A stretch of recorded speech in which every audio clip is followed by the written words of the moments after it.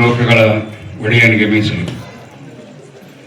ಆತನ ಅನಂತ ಅನುಗ್ರಹಗಳು ಈ ಜಗತ್ತಿನಲ್ಲಿ ಮನುಷ್ಯರನ್ನಾಗಿ ಮಾಡಲು ಬಂದ ಆತನ ಎಲ್ಲ ಸಜ್ಜನ ದಾಸರ ಮೇಲೆ, ಸತ್ಪುರುಷರ ಮೇಲೆ, ಸೂಫಿ ಸಂತ ಶರಣರ ಮೇಲೆ, ಋಷಿಮುನಿಗಳ ಮೇಲೆ, ಪ್ರವಾದಿಗಳ ಮೇಲೆ ಸದಾ ವರ್ಷಿಸುತ್ತಿರಲಿ.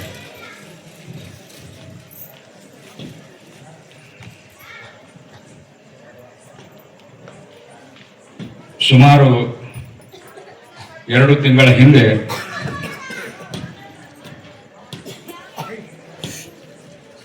ಈ ಕಾರ್ಯಕ್ರಮಕ್ಕಾಗಿ ನನಗೆ ಆಹ್ವಾನಿಸುತ್ತೇವೆ, ತಾವು ಬರಬೇಕು ಅಂತ ಶ್ರೀ ಶಿವಾನಂದ ಅಣ್ಣನವರು ಕೇಳಿಕೊಂಡಿದ್ದರು. ಆಕಸ್ಮಿಕವಾಗಿ ನಮ್ಮ ಇವತ್ತಿನ ಮುಖ್ಯ ಅತಿಥಿಗಳಾಗಿರುವಂತಹ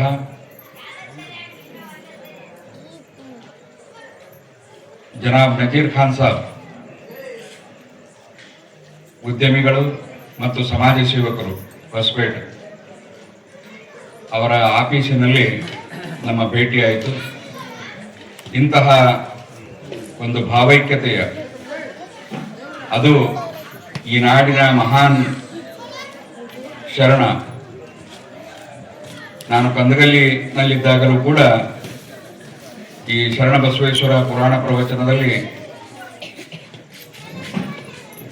ಪೂರ್ಣ ಆ ಪ್ರವಚನಕಾರರಿಂದ ಅವರ ಜೀವನ ಚರಿತ್ರೆಯನ್ನು ನಾನು ಆಲಿಸಿದ್ದೇನೆ. ಶ್ರೀ ವೀರಭದ್ರೇಶ್ವರ ಮಠದ ಆವರಣದಲ್ಲಿ ನಡೀತಾ ಇತ್ತು. ಇಡೀ ಊರಿಗೆ ಊರು ಸೇರ್ತಾ ಇತ್ತು.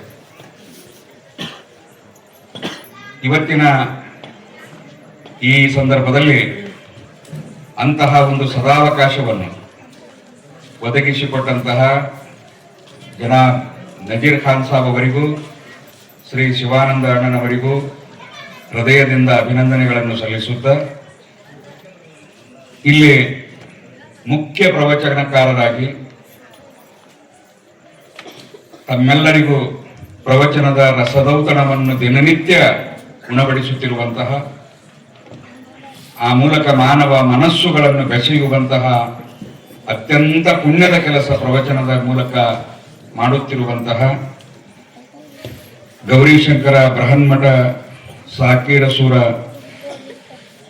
ಇದರ ಪೀಠಾಧಿಪತಿಗಳಾಗಿರುವಂತಹ ಶ್ರೀ ರೇವಣಸಿದ್ಧ ಮಹಾಸ್ವಾಮೀಜಿಗಳಲ್ಲಿ ಮತ್ತು ತಮ್ಮೆಲ್ಲರಲ್ಲಿ ಗೌರವದಿಂದ ಸಲಾಮನ್ನು ಸಮರ್ಪಿಸುತ್ತಾ,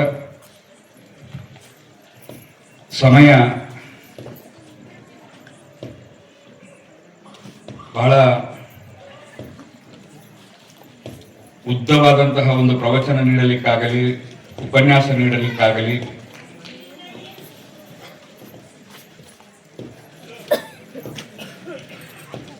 ನಾನು ಮತ್ತಷ್ಟು ಹೆಚ್ಚಿನ ತಮ್ಮ ಸಮಯವನ್ನು ತೆಗೆದುಕೊಳ್ಳುವುದಿಲ್ಲ. ನಿತ್ಯ ಪ್ರವಚನ ನಡೀತಾ ಇದೆ. ಇವತ್ತಿನ ಪ್ರವಚನದ ಮಧ್ಯದಲ್ಲಿ ನಾನು ಬಂದೆ. ಆ ಪ್ರವಚನದ ಕೊನೆಯ ಭಾಗದಲ್ಲಿ ಬಹಳಷ್ಟು ಅದ್ಭುತವಾದಂತಹ ಮಾನವೀಯ ವಿಚಾರಗಳನ್ನು ನಮ್ಮ ಪ್ರವಚನಕಾರರು ನಮ್ಮ ಮುಂದಿಟ್ಟಿದ್ದಾರೆ. ನಾವೆಲ್ಲ ಅದರ ಬಗ್ಗೆ ಚಿಂತಿಸಬೇಕು, ಅವಲೋಕನ ಮಾಡಬೇಕು. ಅವರ ಒಂದು ಆಶಯ, 21 ವರ್ಷದಿಂದ ಪ್ರವಚನ ಮಾಡುತ್ತಾ ಬಂದಿದ್ದೇವೆ ಅನ್ನುವ ಅಭಿಮಾನ ಇರಲಿ, ಅದು ಬಹಳ ಒಳ್ಳೆಯದು. ಆದರೆ ಆ ಪ್ರವಚನದಿಂದ ದೊಡ್ಡ ಮಟ್ಟದಲ್ಲಿ ಅಲ್ಲ ಅಂತ ಹೇಳಿದರೂ ಒಟ್ಟಿನಲ್ಲಿ ಪರಿವರ್ತನೆ ಆಗಿದೆ ಅನ್ನುವಂತಹದ್ದು ನೋಡಲಿಕ್ಕೆ, ಕಾಣಲಿಕ್ಕೆ ಸಿಗಬೇಕು ಎನ್ನುವಂತಹ ಅವರ ಕಳಕಳಿಗೆ ನಾವೆಲ್ಲ ಸ್ಪಂದಿಸುವಂತಹ ಕೆಲಸ ಆಗಬೇಕು. ಹಿಂದೆ ನಾವು ಚಿಕ್ಕವರಿದ್ದಾಗ ಜಾತಿ ಭೇದಗಳನ್ನು ನಾವು ಕಂಡಿರಲಿಲ್ಲ. ನಾವೆಲ್ಲ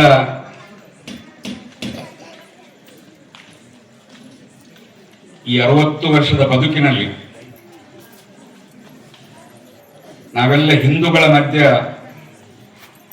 ಮುಸ್ಲಿಂ ಮನೆಯಲ್ಲಿ ಹುಟ್ಟಿದ್ದರು, ಬೆಳೆದದ್ದು ನಮ್ಮೆಲ್ಲ ಹಿಂದೂ ಬಂಧುಗಳ ಒಂದು ಪರಿಸರದಲ್ಲಿ. ಎಷ್ಟೋ ಹಿಂದೂ ಕುಟುಂಬಗಳಿವೆ, ಹಿಂದೂ ಮನೆಯಲ್ಲಿ ಹುಟ್ಟಿದ್ದರು, ಮುಸ್ಲಿಂ ಬಾಹುಳ್ಯವಿರುವಂತಹ ಪರಿಸರದಲ್ಲಿ ಬೆಳೆದದ್ದು. ಇದು ನಮ್ಮ ಸಮಾಜದ, ನಮ್ಮ ದೇಶದ ಒಂದು ವೈಶಿಷ್ಟ್ಯ ಇದೆ. ಅದಕ್ಕೆ ಉತ್ತಮ ಉದಾಹರಣೆ ಕಲಬುರಗಿಯ ಶ್ರೀ ಶರಣಬಸಪ್ಪ ಮತ್ತು ಅಲ್ಲಿರುವಂತಹ ಖಾಜಾ ಬಂದೇ ನವಾಜ್ ಅವರ ಆ ಒಡನಾಟವನ್ನು ಪ್ರವಚನಕಾರರು ಇವತ್ತಿನ ಪ್ರವಚನದ ಸಂದರ್ಭದಲ್ಲಿ ನೆನಪಿಸಿಕೊಟ್ಟಿದ್ದಾರೆ. ಇವತ್ತು ಅಂತಹ ಮಹಾತ್ಮರನ್ನು ಜಾತಿ ವಲಯದಲ್ಲಿಟ್ಟು ನೋಡುವಂತಹ ಒಂದು ಸಂಕುಚಿತತೆ ನಮ್ಮಲ್ಲಿ ಬಂದು ಬಿಟ್ಟಿದೆ. ಆ ಸಂಕುಚಿತತೆ ಹಳ್ಳಿಗಳಲ್ಲಿ ಇವತ್ತಿಗೂ ಕೂಡ ನಾವು ಸಾಮರಸ್ಯವನ್ನು, ಭಾವೈಕ್ಯತೆಯನ್ನು ನೋಡಲಿಕ್ಕೆ ಸಾಧ್ಯವಿದೆ. ಇದು ಇಡೀ ಭಾರತದಲ್ಲಿತ್ತು. ಸ್ವಾಮೀಜಿಗಳು ಹೇಳಿದರು, ಯಾರೋ ಕೆಲವರು ಇರ್ತಾರೆ, ಎಲ್ಲ ಕಡೆ ಇರ್ತಾರೆ. ಈ ಭಾವೈಕ್ಯತೆಗೆ ಧಕ್ಕೆಯಾಗುವಂತಹ ಕೆಲಸ, ಅದಕ್ಕೆ ನಾವು ಬಲಿಯಾಗಬಾರದು. ಭಾವೈಕ್ಯತೆಯನ್ನು ಉಳಿಸಿ ಬೆಳೆಸಿಕೊಳ್ಳಬೇಕು. ನಮ್ಮ ಯೋಗ್ಯತೆ ಏನು? ಪ್ರವಚನದಲ್ಲಿ ಕೇಳಿದರೆ ಈ ಲೋಕ ಬಿಟ್ಟು ಹೋಗಬೇಕು ಒಂದು ದಿನ.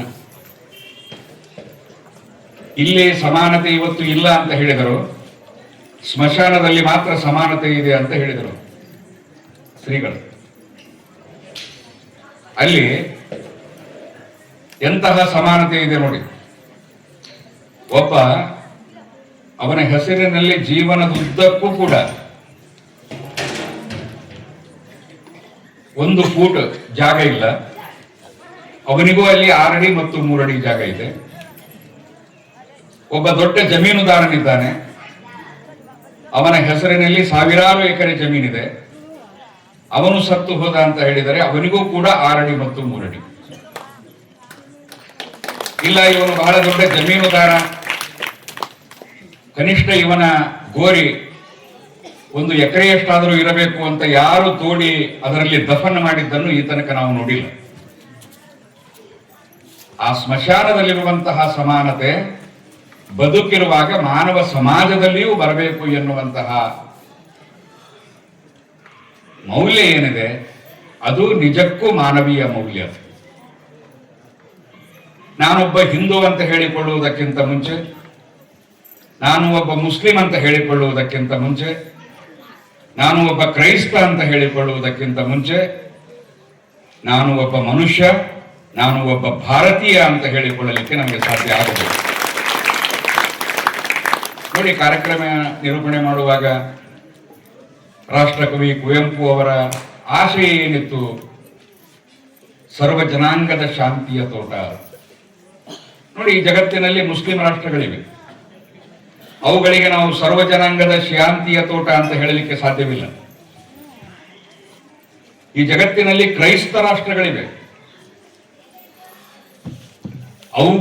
ಅವುಗಳಿಗೂ ಕೂಡ ನಾವು ಸರ್ವ ಜನಾಂಗದ ಶಾಂತಿಯ ತೋಟ ಅಂತ ಹೇಳಲಿಕ್ಕೆ ಸಾಧ್ಯವಿಲ್ಲ.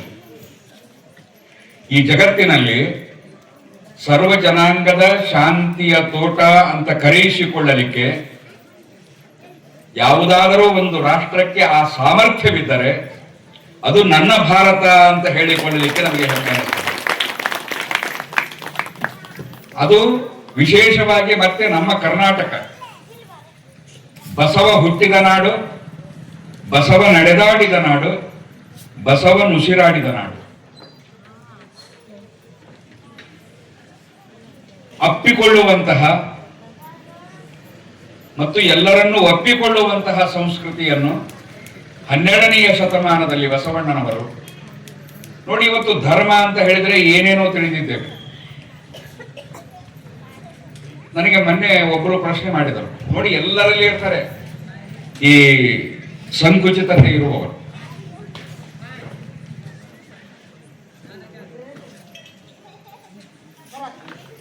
ಸಂಕುಚಿತತೆ ಇರುವವರು ಎಲ್ಲ ಕಡೆ ಇರ್ತಾರೆ.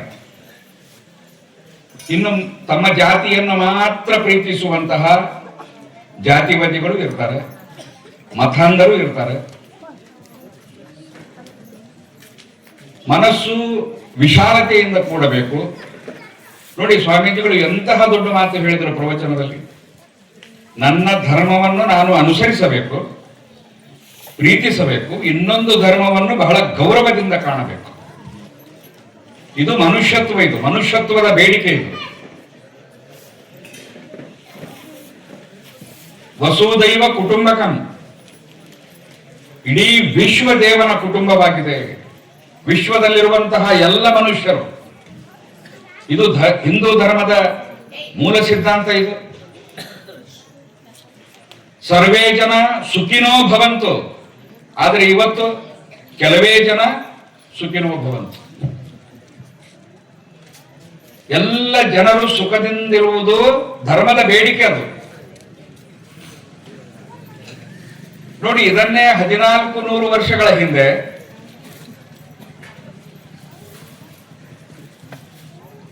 ಪ್ರವಾದಿ ಮುಹಮ್ಮದ್ ಪೈಗಂಬರರು ಸಲ್ಲಲ್ಲಾಹು ಅಲೈಹಿ ವಸಲ್ಲಂ ಹೇಳಿದರು,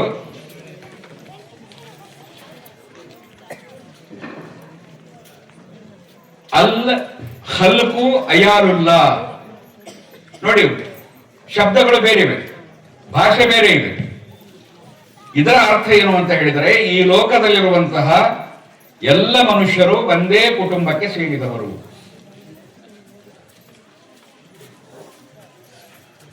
ಈ ಕಲ್ಪನೆ ಇದ್ದವನು ಮಸೀದಿಯನ್ನು ನೋಡಿ ಇದು ಇಸ್ಲಾಂ ಧರ್ಮ, ಹಸಿರು ಬಣ್ಣವನ್ನು ನೋಡಿ ಇದು ಇಸ್ಲಾಂ ಧರ್ಮ, ಗಡ್ಡ ಬಿಟ್ಟವನನ್ನು ನೋಡಿ ಇದು ಇಸ್ಲಾಂ ಧರ್ಮದ ಸಂಕೇತ, ಇದು ಮಾತ್ರ ಧರ್ಮ ಅಂತ ತಿಳಿದುಕೊಳ್ಳುವ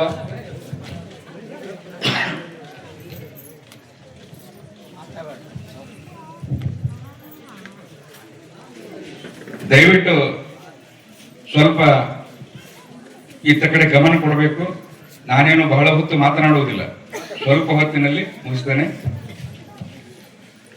ಪ್ರವಾದಿ ಮುಹಮ್ಮದ್ ಸಲ್ಲಲ್ಲಾಹು ಅಲೈಹಿ ವಸಲ್ಲಮರಿಗೆ ಕೇಳಲಾಯಿತು, ಧರ್ಮ ಅಂತ ಹೇಳಿದರೇನು? ಅವರು ಮಸೀದಿ ಅಂತ ಹೇಳಲಿಲ್ಲ, ನಮಾಜ್ ಅಂತ ಹೇಳಲಿಲ್ಲ ಕೇಳಲು ಬಂದವರಿಗೆ, ಹಜ್ ಯಾತ್ರೆ ಅಂತ ಹೇಳಲಿಲ್ಲ, ಧರ್ಮ ಅಂತ ಹೇಳಿದರೆ. ಈ ರಂಜಾನ್ ತಿಂಗಳು ಇದು ಬಹಳ ಪವಿತ್ರವಾದ ತಿಂಗಳು, ಉಪವಾಸದ ತಿಂಗಳು. ಈ ರೋಜಾ ಅಂತ ಹೇಳಲಿಲ್ಲ, ಧರ್ಮ ಅಂತ ಹೇಳಿದವನಿಗೆ.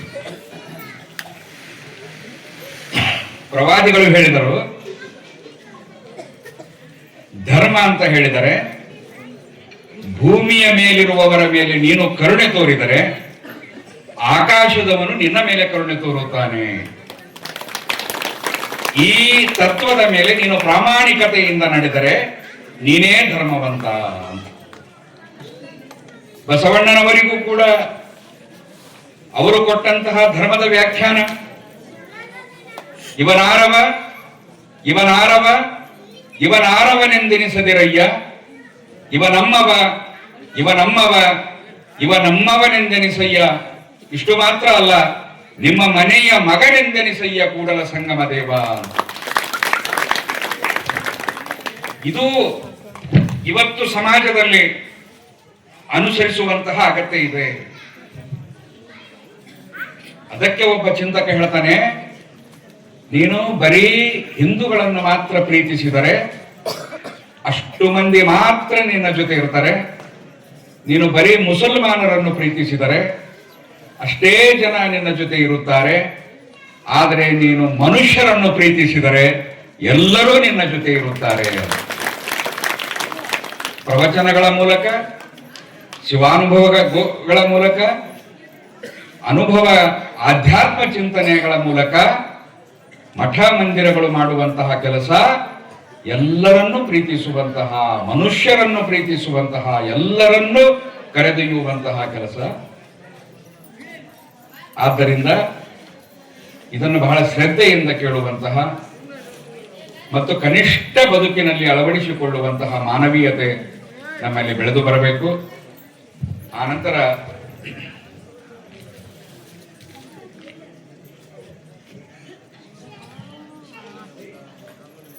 ನಮ್ಮ ದೇಶದಲ್ಲಿರುವಷ್ಟು ಧರ್ಮಗಳು ಮತ್ತಿನ್ನಾವ ದೇಶದಲ್ಲೂ ಇಲ್ಲ. ವೈವಿಧ್ಯತೆಯಲ್ಲಿ ಏಕತೆಯನ್ನು ಸಾಧಿಸಿದವರು ನಾವು ಕಾಲೇಜು ಕಲಿಯುವಾಗ ಪ್ರೊಫೆಸರ್ GH ಹನ್ನೆರಡು ಮಠ ಅಂತ ಗುರುಗಳು, ಪ್ರಾಚಾರ್ಯರು,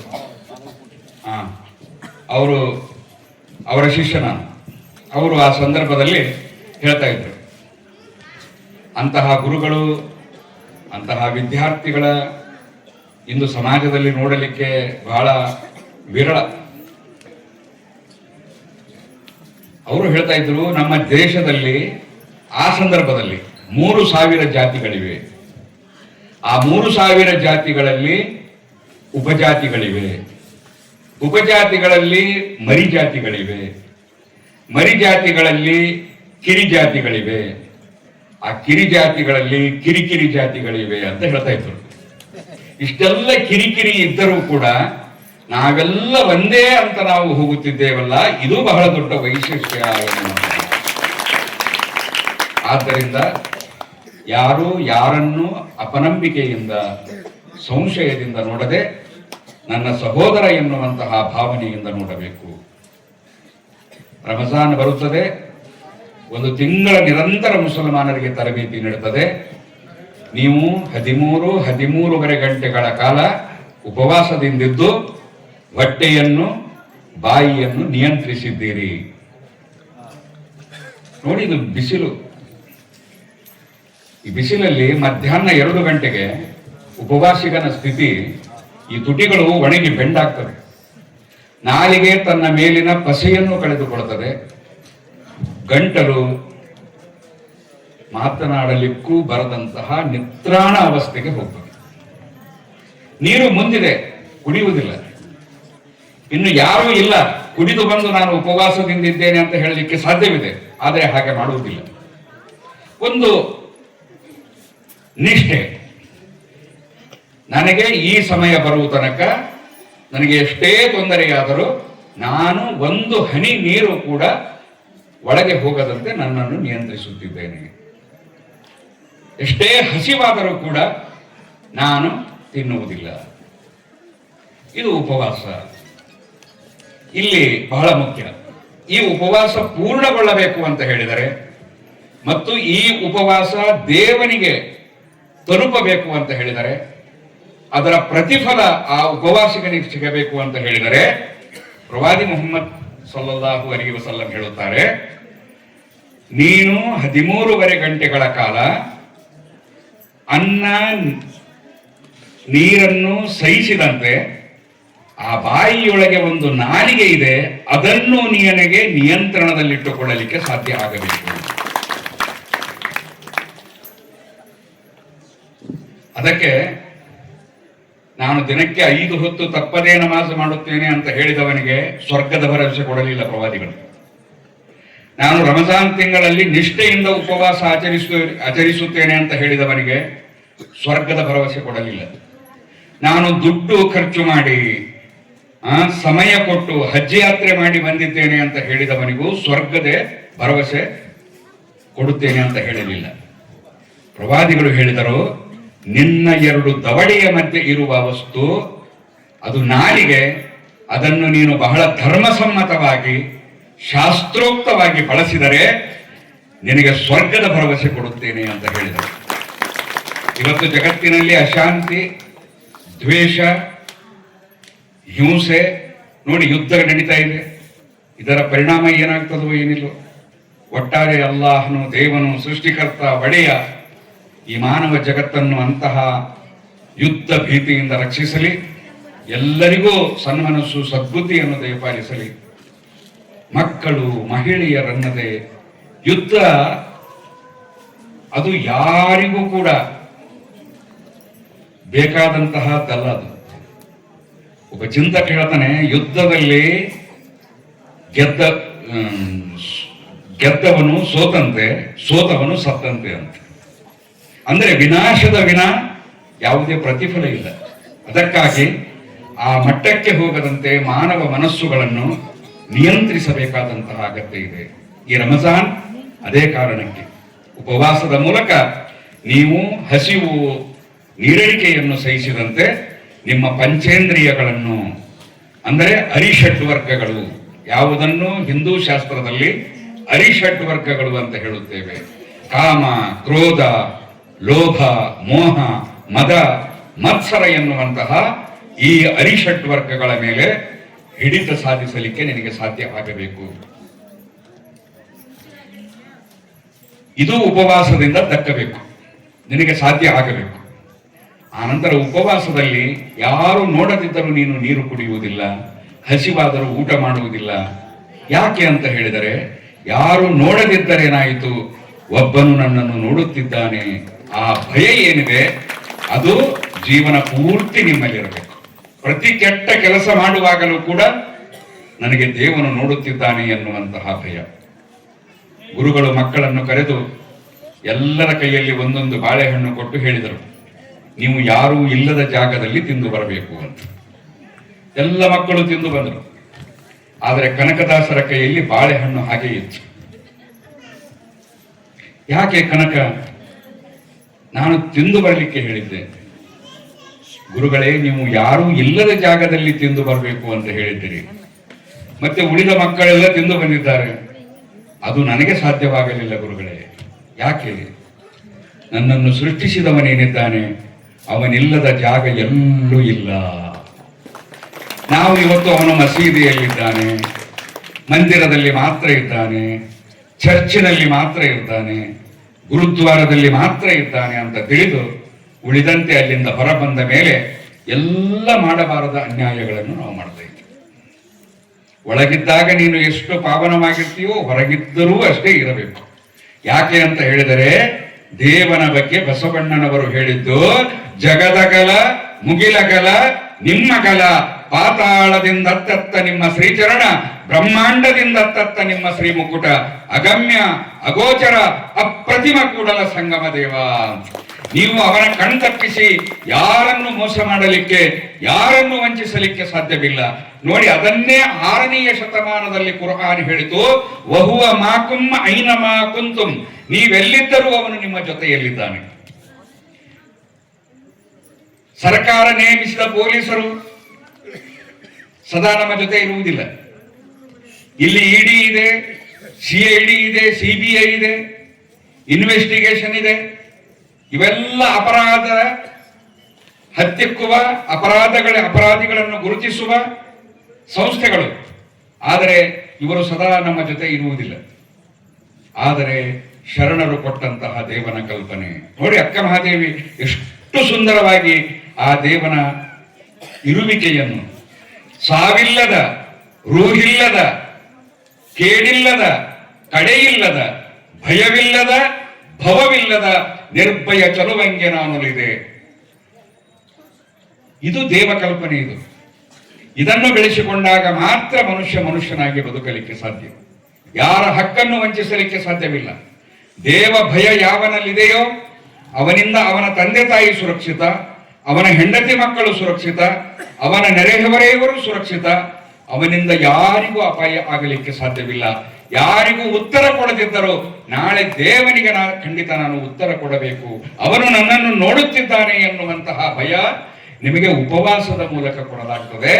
ಯಾವ ರೀತಿ ಅವನು ನೋಡುತ್ತಿದ್ದಾನೆ ಅಂತ ನೀನು ಅನ್ನ ನೀರು ಸೇವಿಸುವುದನ್ನು ಬಿಟ್ಟಿದ್ದೀಯೋ, ಅದೇ ರೀತಿ ಯಾರೊಂದಿಗಾದರೂ ವರ್ತಿಸುವಾಗ ನಾನು ಅಬದ್ಧವಾಗಿ, ಅಸಹ್ಯವಾಗಿ, ಅವನ ಮನನೋಯಿಸುವಂತೆ ನಾನು ಮಾತನಾಡಿದರೆ ಇಲ್ಲಿ ದಕ್ಕಿಸಿಕೊಳ್ಳಬಹುದು.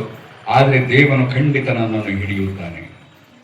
ಯಾರೋ ಒಬ್ಬರು ಹೇಳಿದರು, ಧರ್ಮ ಸಂಕೇತಗಳನ್ನು ಅಂತ ಹೇಳಿದವರು ಈ ಸಂಕೇತಗಳನ್ನೇ ಧರ್ಮ ಅಂತ ತಿಳಿದುಕೊಂಡು ಆ ಧರ್ಮದ ಹೆಸರಿನಲ್ಲಿ ಇವತ್ತು ನಾವೆಲ್ಲ ಕಚ್ಚಾಡ್ತಾ ಇದ್ದೇವೆ. ಹೀಗೆ ಭಾಷಣ ಮಾಡುವಾಗ ನನಗೆ ಒಬ್ಬರು ಕೇಳಿದರು, ನಮ್ಮವರು, ನೀವು ದಾಡಿ ಗಡ್ಡ ಯಾಕೆ ಉದ್ದ ಬಿಟ್ಟಿಲ್ಲ ಅಂತ.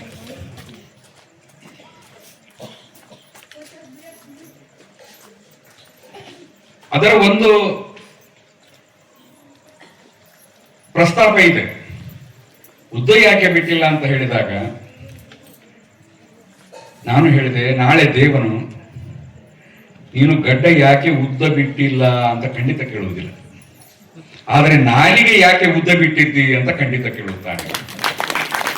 ನಾಲಿಗೆಯಿಂದ ಇನ್ನೊಬ್ಬರ ಆಚರಣೆಯನ್ನು, ಇನ್ನೊಬ್ಬರ ವಿಚಾರಗಳನ್ನು, ಇನ್ನೊಬ್ಬರ ನಂಬಿಕೆಯನ್ನು, ಇನ್ನೊಬ್ಬರ ವಿಶ್ವಾಸವನ್ನು ವ್ಯಂಗ್ಯವಾಗಿ ಮಾತನಾಡುವಂತಹ ಈ ಮಾತುಗಳ ಮೂಲಕ ಸಮಾಜದಲ್ಲಿ ಕಿಚ್ಚು ಹರಡುತ್ತದೆ, ಸಮಾಜದ ಒಗ್ಗಟ್ಟು ನಾಶವಾಗ್ತದೆ, ಐಕ್ಯತೆ ಅದು ಇಲ್ಲವಾಗ್ತದೆ. ಆ ಭಾವೈಕ್ಯತೆ ಬರಬೇಕು ಸಮಾಜದಲ್ಲಿ. ಪ್ರವಾದಿಗಳಿಗೆ ಕೇಳಲಾಯಿತು, ಬಹಳ ದೊಡ್ಡ ಪುಣ್ಯದ ಕೆಲಸ ಯಾವುದು ಅಂತ. ಬಹಳ ದೊಡ್ಡ ಪುಣ್ಯದ ಕೆಲಸ ಯಾವುದು ಅಂತ ಹೇಳಿದಾಗ ಪ್ರವಾದಿಗಳು ಹೇಳಿದರು, ಸಮಯಕ್ಕೆ ಸರಿಯಾಗಿ ನಮಾಜು ಮಾಡುವುದು. ಅದಕ್ಕಿಂತ ಹೆಚ್ಚಿನ ಶ್ರೇಷ್ಠ ಕರ್ಮ ಯಾವುದು? ಆಗ ಪ್ರವಾದಿಗಳು ಹೇಳ್ತಾರೆ, ಎರಡು ಮಾನವ ಮನಸ್ಸುಗಳು ಮನಸ್ತಾಪ ಮಾಡಿಕೊಂಡು ಬೇರೆ ಬೇರೆಯಾಗಿವೆ, ಅವುಗಳನ್ನು ಒಂದುಗೂಡಿಸುವ ಕೆಲಸ ನೀನು ಮಾಡಿದರೆ ಅದು ಆರಾಧನೆ ಮಾಡುವುದಕ್ಕಿಂತಲೂ ಹೆಚ್ಚು ಶ್ರೇಷ್ಠ ಪುಣ್ಯದ ಕೆಲಸ ಅಂತ ಹೇಳಿತ್ತು. ಮಾನವ ಮನಸ್ಸುಗಳನ್ನು ಕಟ್ಟುವಂತಹ ಕೆಲಸ ಆಗಬೇಕು, ಸಮಾಜವನ್ನು ಒಡೆಯುವಂತಹ ಕೆಲಸ. ನೋಡಿ, ನಾನು ಕುಂದಾಪುರಕ್ಕೆ ಹೋಗಿದ್ದೆ. ಅಲ್ಲಿನ ಸಾಂದೀಪನಿ ಆಶ್ರಮದ ಸ್ವಾಮೀಜಿಗಳು ತಮ್ಮ ಆಶೀರ್ವಚನದಲ್ಲಿ ಒಂದು ಪ್ರಸಂಗ ಹೇಳಿದರು. ಕಾಡಿಗೆ ಬೆಂಕಿ ಹತ್ತಿತ್ತು. ಕಾಡಿಗೆ ಬೆಂಕಿ ಹತ್ತಿದಾಗ ಆ ಬೆಂಕಿ ಹಾಗೆ ಉರಿಯುತ್ತಾ ಉರಿಯುತ್ತಾ ಉರಿಯುತ್ತಾ ಇಡೀ ಕಾಡನ್ನು ಆವರಿಸಿಕೊಂಡಾಗ ಒಂದು ಹಕ್ಕಿ ಮಾತ್ರ ಧೈರ್ಯ ಕಳೆದುಕೊಳ್ಳಲಿಲ್ಲ. ಅದು ಆ ಕಾಡಿನ ಒಂದು ಗಿಡದ ತುದಿಯ ಮೇಲೆ ಹಾರಿ ಕುಳಿತು ಸುತ್ತಲೂ ನೋಡಿತು, ಎಲ್ಲಾದರೂ ನೀರು ಸಿಗ್ತದೇನೋ ಅಂತ. ದೂರದಲ್ಲಿ ನೀರು ಕಾಣಿಸಿತು. ತಡ ಮಾಡದೆ ಕೂಡಲೇ ಹಾರಿ ಹೋಗಿ ತನ್ನ ಕೊಕ್ಕಿನಲ್ಲಿ ಎಷ್ಟು ಹನಿ ನೀರು ಬರ್ತದೆ ಅಷ್ಟು ತಂದು ಆ ಕಾಡಿಗೆ ಹತ್ತಿದ ಬೆಂಕಿಯ ಮೇಲೆ ಸುರಿತಿತ್ತು. ಇದನ್ನು ನನ್ನಂತಹ ಒಬ್ಬ ಮನುಷ್ಯ ನೋಡಿದ. ನೋಡಿ ಆ ಹಕ್ಕಿಗೆ ಕೇಳ್ತಾನೆ, ಅಯ್ಯ ಮೂರ್ಖ ಹಕ್ಕಿ, ಇಡೀ ಕಾಡಿಗೆ ಕಾಡು ಹತ್ತಿ ಉರಿಯುತ್ತಿದೆ, ಈ ನಿನ್ನ ಕೊಕ್ಕಿನಲ್ಲಿ ಬರುವ ಒಂದೆರಡು ಹನಿಯ ನೀರಿನಿಂದ ಈ ಬೆಂಕಿ ಹೇಗೆ ಆರಲಿಕ್ಕೆ ಸಾಧ್ಯ? ಯಾಕೆ ವ್ಯರ್ಥ ಪ್ರಯತ್ನ ಮಾಡ್ತಿ ಅಂತ ಕೇಳಿದಾಗ ಆ ಪಕ್ಷಿ ಹೇಳ್ತದೆ ಮನುಷ್ಯನಿಗೆ, ನೀನು ಬುದ್ಧಿಯಲ್ಲಿ ನನಗಿಂತ ದೊಡ್ಡವ, ನನಗೆ ಬುದ್ಧಿ ಇಲ್ಲ, ನಿನಗೆ ಬುದ್ಧಿ ಇದೆ, ಅದಕ್ಕೆ ಮನುಷ್ಯ ಅಂತ ಹೇಳುವುದು. ಈ ಸತ್ಯ ನನಗೂ ಗೊತ್ತಿದೆ. ನನ್ನ ಈ 4 ಹನಿ ನೀರಿನಿಂದ ಈ ಬೆಂಕಿ ಆರುವುದಿಲ್ಲ ಅಂತ ನನಗೂ ಗೊತ್ತಿದೆ.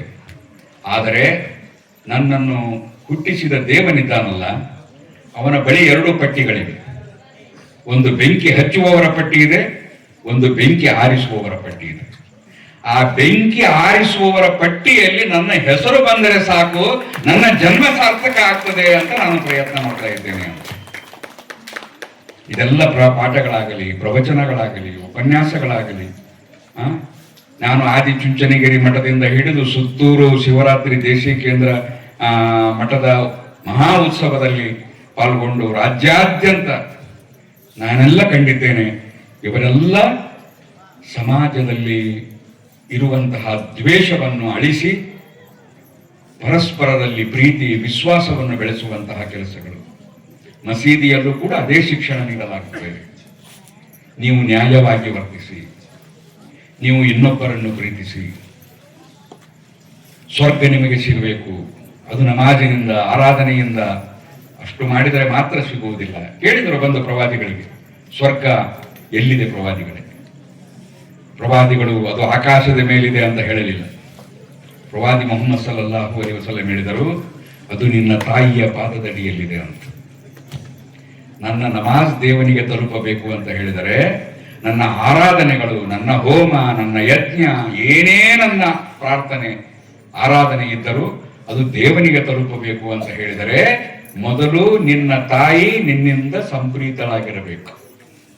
ಅದಕ್ಕೆ ಪ್ರವಾದಿಗಳು ಹೇಳಿದ್ದು, ನಿನ್ನ ತಾಯಿಯ ಪಾದದಡಿಯಲ್ಲಿದೆ ಸ್ವರ್ಗ. ಇವತ್ತು ನೋಡಿ, ವೃದ್ಧಾಶ್ರಮಗಳಿವೆ. ಒಂದು ವೃದ್ಧಾಶ್ರಮದಲ್ಲಿ ಭೇಟಿ ಕೊಟ್ಟಾಗ ಆ ಎಲ್ಲ ವೃದ್ಧರು ತಂದೆ ತಾಯಿಗಳು ಯಾರು ರೈತನ ತಂದೆ ತಾಯಿಗಳಾಗಿರಲಿಲ್ಲ, ಬಡವನ ತಂದೆ ತಾಯಿಗಳಾಗಿರಲಿಲ್ಲ, ಕೂಲಿ ಕಾರ್ಮಿಕರ ತಂದೆ ತಾಯಿಗಳಾಗಿರಲಿಲ್ಲ. ಅವರೆಲ್ಲರ ಮಕ್ಕಳು ದೊಡ್ಡ ದೊಡ್ಡ ಆಫೀಸರ್ಗಳು, ಪದವಿ ಪಡೆದವರು, ವಿದ್ಯಾವಂತರು. ಅದಕ್ಕೆ ನಮ್ಮ ಲಿಂಗೈಕ್ಯ ಸಿದ್ದೇಶ್ವರ ಸ್ವಾಮೀಜಿಗಳು ನಾಡಿನ ಪ್ರಖಂಡ ಪ್ರವಚನಕಾರರು.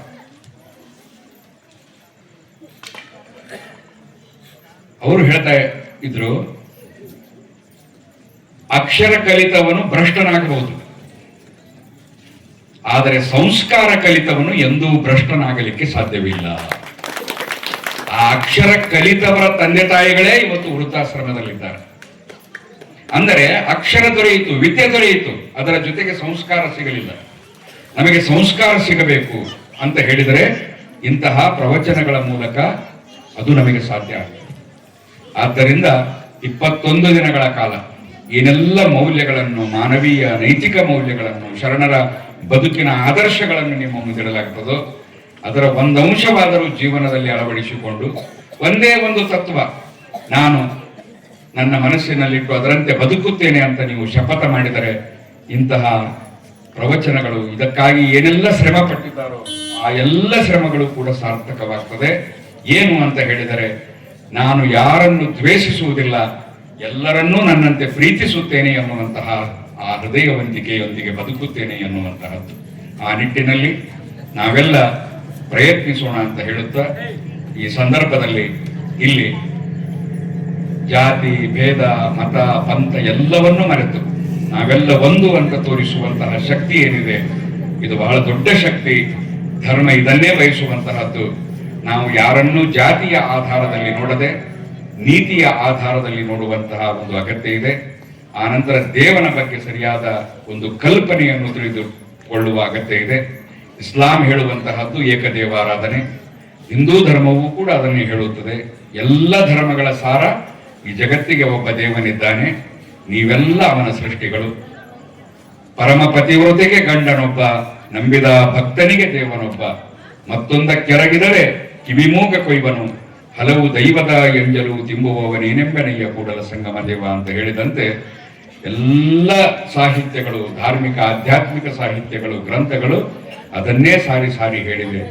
ಅವನು ನಿಮ್ಮನ್ನೆಲ್ಲ ನೋಡುತ್ತಿದ್ದಾನೆ ಎನ್ನುವಂತಹದ್ದು, ಆ ಭಯದೊಂದಿಗೆ ಬದುಕಿ ಎನ್ನುವಂತಹದ್ದು.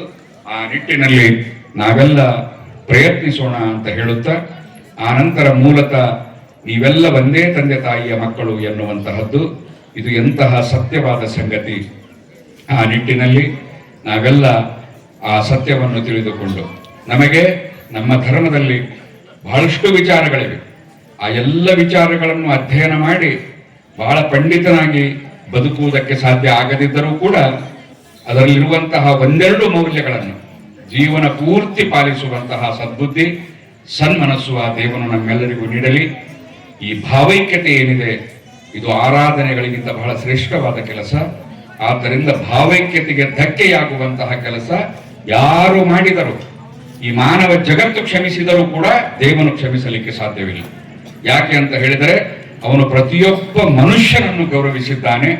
ಯಾವ ಮನುಷ್ಯನ ಗೌರವವನ್ನು ಕೂಡ ಹಾಳು ಮಾಡುವಂತಹ ಕೆಲಸ ಆಗಬಾರದು ಅನ್ನುವಂತಹದ್ದು. ಅದಕ್ಕೆ ಬಸವಣ್ಣನವರು ಬಹಳ ಅದ್ಭುತವಾದಂತಹ ಒಂದು ವ್ಯಾಖ್ಯಾನವನ್ನು ಕೊಟ್ಟರು. ಧರ್ಮಕ್ಕೆ ಮೃದು ವಚನವೇ ಸಕಲ ಜಪಂಗಳಯ್ಯ, ಮೃದು ವಚನವೇ ಸಕಲ ತಪಂಗಳಯ್ಯ, ಸದು ವಿನಯವೇ ಸದಾಶಿವನ ಬಲುವಿಯಯ್ಯ ಕೂಡಲ ಸಂಗಮ ದೇವ ಅಂತ. ಇದು ಧರ್ಮದ ನಿಜವಾದ ಬೇಡಿಕೆ. ಎಲ್ಲವನ್ನು ಬಿಟ್ಟು ಗುಡ್ಡಗಳಲ್ಲಿ ತಪಸ್ಸು ಮಾಡುವುದು ಧರ್ಮ ಅಲ್ಲ. ಇನ್ನೊಬ್ಬರೊಂದಿಗೆ ಮಾತನಾಡುವಾಗ ಬಹಳ ವಿನಯದಿಂದ, ಗೌರವದಿಂದ, ಸಂಸ್ಕಾರದಿಂದ ಮಾತನಾಡಿದರೆ ನೀನು ಎಷ್ಟು ನೀತಿವಂತ, ಧರ್ಮವಂತ ಅಂತ ದೇವನು ನಿರ್ಧರಿಸುತ್ತಾನೆ. ಧರ್ಮ ನಾನು ಉಡುವ ಬಟ್ಟೆಯಲ್ಲಿಲ್ಲ, ನಾನು ಬಿಟ್ಟ ಗಡ್ಡದಲ್ಲಿಲ್ಲ, ನಾನು ಸುತ್ತಿಕೊಳ್ಳುವಂತಹ ಹಸಿರು ಅಥವಾ ಕೇಸರಿ ಬಣ್ಣದಲ್ಲಿಲ್ಲ. ಆ ಧರ್ಮ ಎಲ್ಲಿದೆ ಅಂತ ಹೇಳಿದರೆ ನನ್ನ ನಡತೆಯಲ್ಲಿದೆ, ನನ್ನ ನಾಲಿಗೆಯಲ್ಲಿದೆ. ಅದಕ್ಕೆ ಪ್ರವಾದಿಗಳು ಹೇಳಿದ್ದು, ಆ ನಾಲಿಗೆಯನ್ನು ಹಿಡಿದು ಇದರ ಬಗ್ಗೆ ಬಹಳ ಎಚ್ಚರದಿಂದಿರಿ ಅಂತ. ಕೊನೆಯದಾಗಿ ಒಂದು ಮಾತನ್ನು ಹೇಳಿ, ತಮಿಳುನಾಡಿನ ಜಾನಪದ ಸಾಹಿತ್ಯದಲ್ಲಿ ಒಂದು ಬಹಳ ಜನಪ್ರಿಯವಾದಂತಹ ಒಂದು ಕಥೆ ಇದೆ. ಏನು ಅಂತ ಹೇಳಿದರೆ, ಈ ನಾಲಿಗೆ ಏನಿದೆ 32 ಹಲ್ಲುಗಳ ಮಧ್ಯೆ ಇದೆ. ಒಂದು ದಿನ ಯೋಚನೆ ಮಾಡಿತು ಅದು, ಈ 32 ಹಲ್ಲುಗಳ ಮಧ್ಯೆ ನಾನಿದ್ದರೂ ಕೂಡ ಈ 32 ಹಲ್ಲುಗಳು ಕೂಡ ನನಗೆ ಒಂದು ದಿನ ಕೂಡ ಯಾವುದೇ ತೊಂದರೆ ಮಾಡಿಲ್ಲ. ಆದ್ದರಿಂದ ನಾನು ಏನಾದರೂ ಇವರಿಗೆ ಉಪಕಾರ ಮಾಡಬೇಕು ಅಂತ ಹೇಳಿ ಆ ನಾಲಿಗೆ ಆ ಹಲ್ಲುಗಳಿಗೆ ಕೇಳಿತ್ತು. ಆ ಹಲ್ಲುಗಳ ಪೈಕಿ ಹಿರಿಯ ಹಲ್ಲು ಹೇಳಿದ್ದು, ನೀನೇನು ನನಗೆ ಉಪಕಾರ ಮಾಡುವುದು ಬೇಡ, ನಿನ್ನಷ್ಟಕ್ಕೆ ನೀನಿದ್ದು ಬಿಡುವಂತ. ಇಲ್ಲ ಇಲ್ಲ, ನೀವು ಇಷ್ಟು ಜನ ಇದ್ದರೂ ಕೂಡ ನಾನು ಒಬ್ಬನೇ, ಆದರೂ ನೀವು ನನಗೆ ನೋವು ಕೊಟ್ಟಿಲ್ಲ, ನಿಮಗೇನಾದರೂ ನಾನು ಉಪಕಾರ ಮಾಡಬೇಕು. ಆಗ ಆ ಎಲ್ಲ ಹಲ್ಲುಗಳು ಕೂಡಿ ಒಂದು ವಿಷಯ ಹೇಳ್ತವೆ ನಾಲಿಗೆಗೆ, ಅಷ್ಟು ನೀನು ನಮಗೆ ಉಪಕಾರ ಮಾಡಲೇಬೇಕು ಅಂತ ಹೇಳಿದರೆ ಒಂದು ಕೆಲಸ ಮಾಡು. ಏನು ಅಂತ ಹೇಳಿದರೆ, ಯಾರೊಂದಿಗಾದರೂ ಮಾತನಾಡುವಾಗ ನೀನು ಬಹಳ ಗೌರವದಿಂದ ಮಾತನಾಡು. ಇಲ್ಲ, ನೀನು ಏನಾದರೂ ಎಡವಟ್ಟು ಮಾತನಾಡಿದರೆ ಜನ ನಿನ್ನನ್ನು ಬಿಡ್ತಾರೆ, ನಮ್ಮನ್ನು ಹೆದರಿಸುತ್ತಾರೆ. ಏನಂತ? ನಿನ್ನ ಹಲ್ಲುಗಳನ್ನು ಉದುರಿಸಿ ಬಿಡುತ್ತೇನೆ ಅಂತ. ಅದಕ್ಕೆ ನೀನು ಏನಾದರೂ ಉಪಕಾರ ಮಾಡಬೇಕಿದ್ದರೆ ಜನರೊಂದಿಗೆ ಉತ್ತಮವಾಗಿ ಮಾತನಾಡು, ಇಲ್ಲದಿದ್ದರೆ ಮೌನದಿಂದಿದ್ದು ಬಿಡು ಅಂತ. ಆದ್ದರಿಂದ ನಾಲಿಗೆಯ ಆಧಾರದಲ್ಲಿ, ಬಳಸುವ ಆಧಾರದಲ್ಲಿ ಅವನು ಎಷ್ಟು ಧರ್ಮವಂತ ಅಂತ ಕಾಣಲಿಕ್ಕೆ ಸಾಧ್ಯ ಎನ್ನುವಂತಹ ಸತ್ಯವನ್ನು ಸಾರ್ವಕಾಲಿಕ ಶರಣರು ಜಗತ್ತಿಗೆ ತೋರಿಸಿಕೊಟ್ಟದ್ದು. ಆ ನಿಟ್ಟಿನಲ್ಲಿ ಇದು ರಂಜಾನ್ ತಿಂಗಳು, ಕುರ್ಆನ್ ಅವತೀರ್ಣಗೊಂಡ ತಿಂಗಳು. ಕುರ್ಆನ್ 3 ಸತ್ಯವನ್ನು ಹೇಳಿದೆ. ಒಂದು, ಈ ಜಗತ್ತಿಗೆ ಒಬ್ಬ ದೇವ.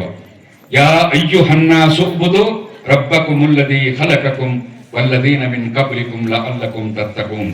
ಹೇ ಮನುಷ್ಯರೇ, ನಿಮ್ಮನ್ನು ನಿಮ್ಮ ಪೂರ್ವಿಕರನ್ನು ಸೃಷ್ಟಿಸಿದ ಆ ಸೃಷ್ಟಿಕರ್ತನೊಬ್ಬನಿಗೆ ಮಾತ್ರ ನೀವು ಶರಣಾಗಿ.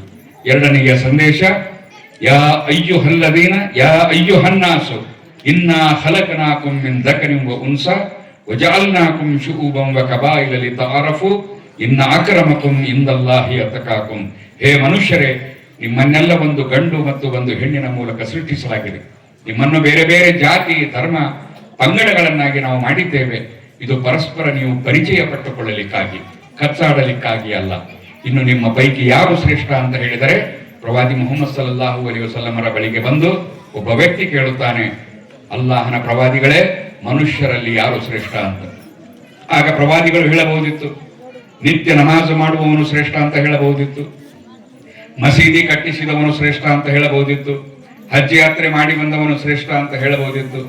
ಆದರೆ ಪ್ರವಾದಿಗಳು ಹಾಗೆ ಹೇಳಲಿಲ್ಲ. ಪ್ರವಾದಿಗಳು ಹೇಳಿದರು, ನಿನ್ನ ಕೈಯಿಂದ, ನಿನ್ನ ನಾಲಿಗೆಯಿಂದ ಮತ್ತೊಬ್ಬನಿಗೆ ನೋವುಂಟಾಗದಂತೆ ನೀನು ಜೀವಿಸಿದರೆ ನಿನಗಿಂತ ಶ್ರೇಷ್ಠ ಬೇರೆ ಯಾರೂ ಇಲ್ಲ. ಇದು ಕುರ್ಆನಿನ 2ನೆಯ ಸಂದೇಶ. 3ನೆಯ ಸಂದೇಶ, ಜಾತ್ ತಸ್ಯ ಮರಣಂ ಧ್ರುವಂ ಕುಲ್ಲು ನಫ್ಸಿನ್ ಝಾಯಿಕತುಲ್ ಮೌತ್. ನಿಮ್ಮ ಪೈಕಿ ಪ್ರತಿಯೊಬ್ಬನು ಮರಣ ಹೊಂದಲಿಕ್ಕಿದ್ದಾನೆ. ಮರಣದ ನಂತರ ದೇವರ ಬಳಿ ನಿಮಗೆ ನಿಂತು ಉತ್ತರ ಕೊಡಬೇಕು. ಯಾರು ಈ ಜಗತ್ತಿನಲ್ಲಿ ಗಳಿಸಿದ್ದನ್ನು ಒಯ್ಯಲಿಕ್ಕೆ ಸಾಧ್ಯವಿಲ್ಲ. ನಿನ್ನ ಹಿಂದೆ ಬರುವುದು ನೀನು ಮಾಡಿದ ಕರ್ಮ ಮಾತ್ರ. ಆ ಕರ್ಮಕ್ಕನುಸಾರವಾಗಿ ನೀನು ಉಣ್ಣಬೇಕು ಫಲವನ್ನು. ಅದಕ್ಕಾಗಿ ಇಲ್ಲಿ ದಯವಿಟ್ಟು ತಾಯಂದಿರು, ಸಹೋದರಿಯರು, ಇನ್ನು 1 ನಿಮಿಷ. ಆ ಮರಣದ ನಂತರ ನಿಮ್ಮ ಜೀವನ ಕೊನೆಗೊಳ್ಳುವುದಿಲ್ಲ. ಮರ್ತ್ಯು ಲೋಕವೆಂಬುದು ಕರ್ತಾರನ ಕಮ್ಮಟವಯ್ಯ. ಇಲ್ಲಿ ಸಲ್ಲುವವನು ಅಲ್ಲಿಯೂ ಸಲ್ಲುವನಯ್ಯ, ಇಲ್ಲಿ ಸಲ್ಲದವನು ಅಲ್ಲಿಯೂ ಸಲ್ಲನಯ್ಯ ಕೂಡಲ ಸಂಗಮ ದೇವ ಅಂತ ಹೇಳುವಂತೆ ಆ ತತ್ವದ ಆಧಾರದಲ್ಲಿ ಯಾರಿಗೂ ನೋವು ಉಂಟಾಗದಂತೆ ನಾವು ಇಲ್ಲಿ ಕರ್ಮಗಳನ್ನು ಮಾಡಿ ಆ ಕರ್ಮಗಳ ಆಧಾರದಲ್ಲಿ ನಮ್ಮನ್ನು ಅಳಿಯಲಾಗ್ತದೆ.